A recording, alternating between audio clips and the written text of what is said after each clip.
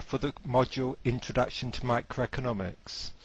In this lecture we will be talking about the market mechanism and how we can get to equilibrium in those markets. We will be talking about supply and demand and the role and influence of price. You should use this presentation in tandem with Chapter 1 of the Sloman book and/or Section 1/3 of Begg. Incorporated in this presentation are links to external case studies. One of them doesn't work, but there's some notes on StudyNet. Where we've used external material from publishers' websites, we acknowledge all the copyright that goes with that. If you can't view the links as you go along, you can press all links at the end to see the same material. In economics, we use the term commodity. Commodity refers to goods and/or services that you might buy or sell. So we're going to look at the determinants of a consumer's demand for a commodity and also at a firm's supply of the same product or commodity. We will demonstrate how price acts to coordinate the plans of consumers and firms and how equilibrium or balance is reached. We will investigate how a new equilibrium is established if something changes in the market. We give definitions as we go along, and we'll also look at what might go wrong if the government imposes price controls, etc., as we go away from a free, uncontrolled market.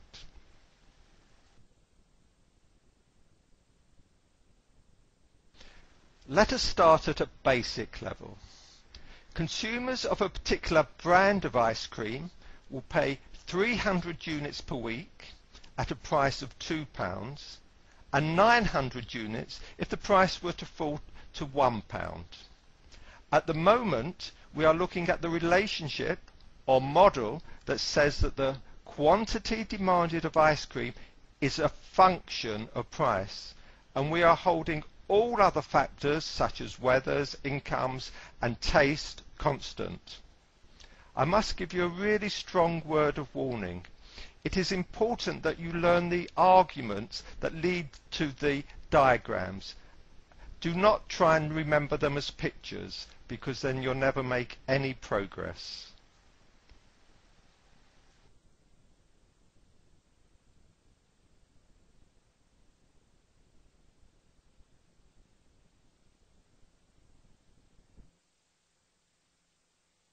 A very important concept in economics is the demand curve or demand schedule. Well, what does this do?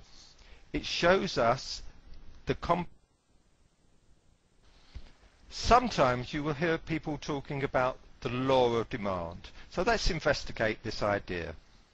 This law states that we normally expect there to be an inverse relationship between price and quantity demanded. Thus, demand curves, as we mentioned before, are drawn with a downward or negative slope. Try and think of reasons for this relationship. Try to think of some explanation for it. Take some time. I'll give you some time before we go on. There is a clue, though, of course. You might think back to what we did in the first lecture with the ideas of opportunity cost. But anything that you can come up with that is plausible is good. So press the pause button now, think of your answer, and then press the play button when you're ready to resume this lecture.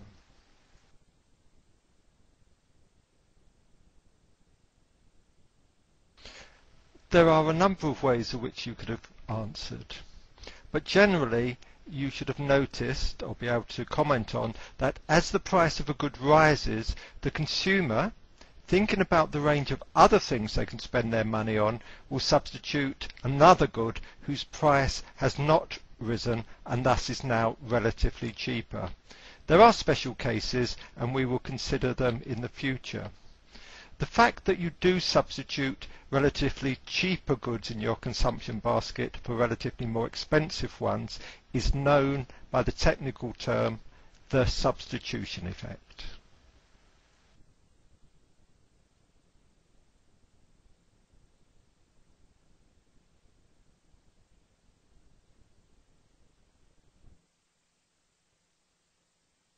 We've just discussed the substitution effect, but in reality, two things happen when the price of a good changes.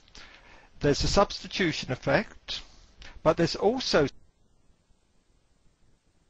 We now turn our attention to the supply decisions made by the ice cream firm. Okay, as we've mentioned previously, firms make decisions about how much to supply at different prices. And we're going to assume that the firm is trying to maximize its profits. We normally assume that the supply curve will be upward sloping because, other things remaining the same, the higher price represents opportunities to supply that would not be profitable at the lower price. Again, we've used the term other things remaining the same. What do you think that these other things might be? Pause this presentation, think about it, write a list, and then we'll come back to it.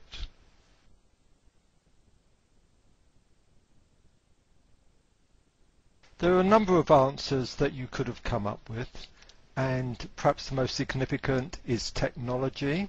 Another very important one is the cost of the inputs that are used to make the ice cream, such as milk. And third, and also important of course, is labour costs, how much it costs to employ people in order to help you make the ice cream.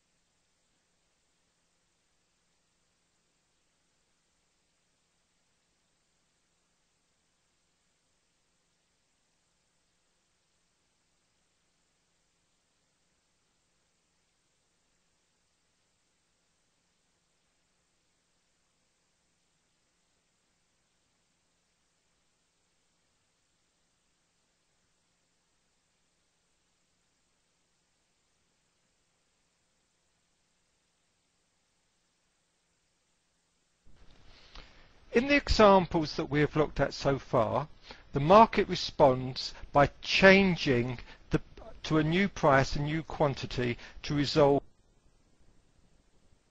Click on the case studies on this site to see some examples of the type of analysis that we've been talking about. Now pause the presentation and try this quiz to see how much you've learnt as we've gone along. You'll find this very useful preparation for the in-class tests that will come in a few weeks' time.